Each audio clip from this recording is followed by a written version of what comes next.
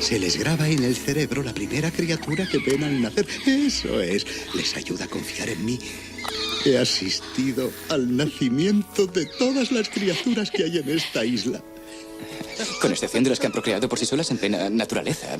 No pueden procrear por sí solas. El control de la población es una medida de seguridad. No existe la procreación no autorizada en Jurassic Park. ¿Y Vamos. cómo saben ustedes que no pueden procrear?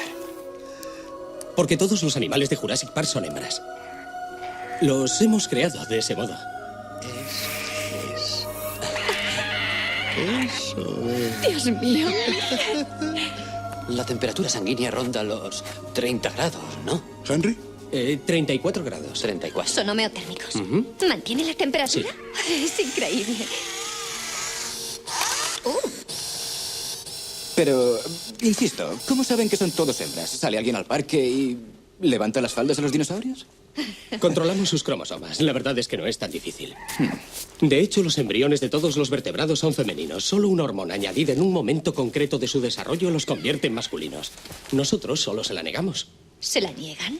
John, el tipo de control al que usted aspira no es de ningún modo posible. Si algo nos ha enseñado la historia de la evolución es que la vida no puede contenerse. La vida se libera, se extiende a través de nuevos territorios y rompe las barreras dolorosamente, incluso peligrosamente. ¿Pero así es? Así es. ¿Quiere decir que un grupo compuesto enteramente por animales hembras puede procrear? No, digo sencillamente que la vida se abre camino.